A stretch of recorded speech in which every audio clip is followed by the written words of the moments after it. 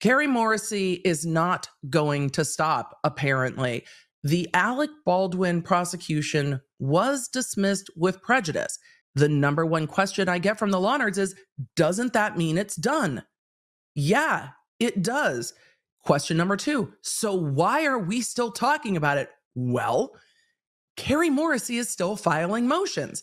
Emily, how can she do that? I don't know. She hasn't cited any law that says that she can. But yet here we are. When I say anyone can sue anyone for anything, we now have lawyers filing motions because they're filing motions because they're lawyers that are filing motions. But the case is done. So Carrie Morrissey, I covered it last week, filed a 52-page motion stomping her feet and relitigating the facts of this case, being like, but Your Honor, you don't understand. And look, I empathize. When I feel misunderstood, I also want to over-explain. But what you can't do in court is that. So 52 pages of, but Your Honor, you really don't understand the facts. And this is what happened in Hannah Gutierrez. And this is what happened with Baldwin. And those Troy Teske rounds aren't even relevant to the Baldwin case. And please reconsider the motion to dismiss with prejudice, but zero law on how the court can reconsider a motion to dismiss with prejudice. When you are legal writing, generally you want to follow a pretty structured format. What is the issue? Your Honor, please reconsider the motion to dismiss with prejudice. What is the rule? I don't know. Carrie didn't say. No rule. Where is the case law that says under these laws, in this circumstance, if this is found, then you can reconsider? There was none of that in the motion. It is just like, but Your Honor, please, just because I say so. Ooh. So when Carrie filed that motion, she filed the motion to exceed page limits, the 52-page motion, and over 300 pages of exhibits, just all at once. So the court responded with a denial of the motion to exceed page limits. The court is taking this like one bite at a time. The court's like, okay, but we're going to go piece by piece. After going through all those motions, the court told Carrie Morrissey she had to file a 10-page motion and adhere to the rules, and warned the motion for extended page limits was not well taken.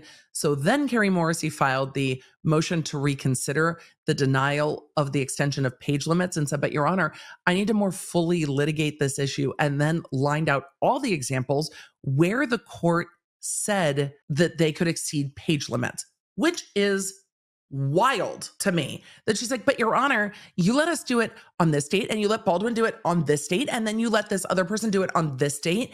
And then in the Hannah case, we did it on this date. No good deed goes unpunished for the court. They allowed for some pre-trial litigation to exceed page limits. And Carrie's like, but the court always does it, Your Honor. Why won't you do it for me and allow the 10-page limit to be embiggened to 52 pages? So then Carrie files an 11-page motion with exhibits, taking the total to 32 pages. And the exhibits are the same exhibits we saw in trial. I want to see Spiro's response. I'm curious if the court will let this go to hearing, or if the court will say there's no matter in controversy here because there's no remedy. And Carrie still cites zero case law that says to the court, you are allowed to reconsider the dismissal with prejudice. The reason there's no law cited is because the limit does not exist. So how do you ask the court for a remedy that cannot lawfully be granted? We are back in, Darrell Brooks yelling, is that lawful law? And in this case, the answer is no, it's not. So I'm waiting for the court to just deny this. But we'll see if the defense asks for sanctions and if the court allows for a hearing on that. I'm curious as to where we go from here.